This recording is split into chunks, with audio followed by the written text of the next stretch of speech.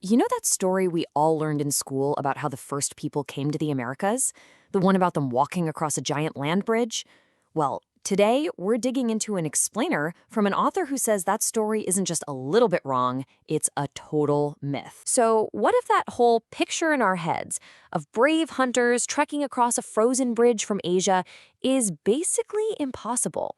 That's the provocative question at the heart of this.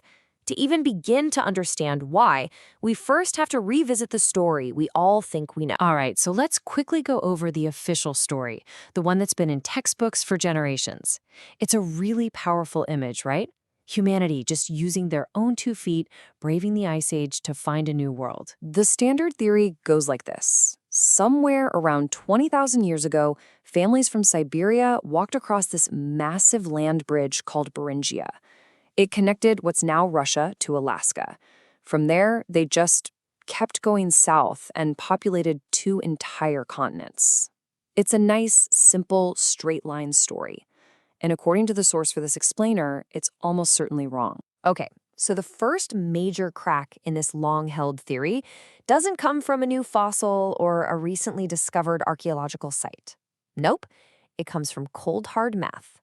The author argues that when you actually run the numbers, the whole land bridge idea just completely falls apart. To get why, you have to understand a concept called human diffusion.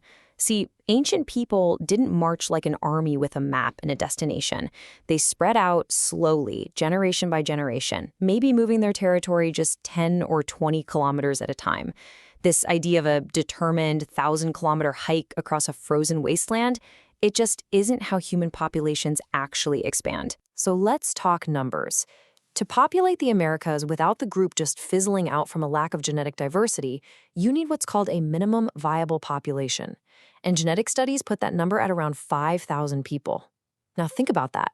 That's not a handful of families going for a long walk. That's a group the size of a small town, all migrating together through the Arctic. And here's where the math gets really, really staggering. For a wave of 5,000 migrants to naturally bubble up from that slow diffusion process we just talked about, the original population back in Siberia would need to be, wait for it, 500,000 people. 500,000. So the question is pretty obvious. Where in the world were all these people? This chart just says it all. The big yellow bar on the right, that's the population density you'd need in Siberia to make the land bridge theory work.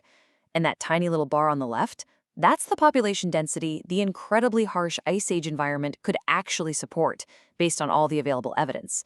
It's not even close. The numbers suggest the people simply weren't there to make the journey. So the math is a huge problem.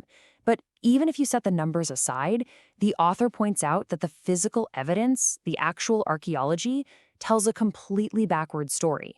I mean, if people walked from north to south, where should the oldest human sites be? In the north, right? Well, that's not what we're finding. Just look at this breakdown. The theory predicts we'd find tons of artifacts and campsites up in Siberia and Alaska. But the evidence there is surprisingly thin. Instead, some of the oldest, most solid archaeological sites, like the famous Monteverde site, are way, way down in Chile, in South America. It's like finding the end of a hiking trail thousands of miles before you find the beginning. The whole map is upside down. And then there's just the practical reality of it all.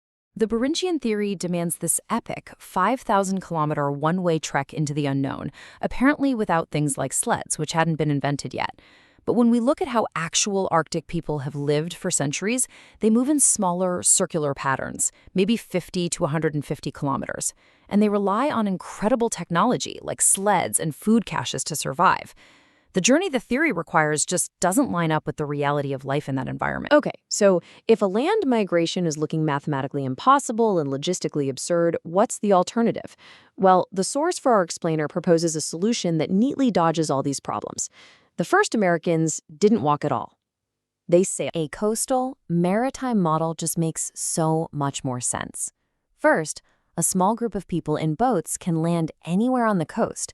Second, coastlines are rich in resources, so the population could grow much faster than it could inland. And third, spreading by boat down a coastline is incredibly rapid compared to walking. This model perfectly explains why we find those super old sites so far south so early. And this is where the theory gets really controversial and ventures into what's known as the solid Trian hypothesis. The author zeroes in on a very specific piece of evidence: mitochondrial DNA found in some ancient American remains that seems to have European origins. It's a genetic marker called haplogroup X2A. And the crucial part? This marker is basically non-existent in Siberia, the supposed starting point for the land bridge. This leads to a radical idea. What if some of the first people came across the Atlantic? Now, I have to be really clear here. This idea, the Solutrean hypothesis, is not widely accepted by most archaeologists. It's very much a fringe theory. But the author argues that it stands on three pillars of evidence. First, that disputed European DNA connection. Second, some striking similarities between the stone tools of America's earliest Clovis people and the Solutrean culture of Ice Age France and Spain.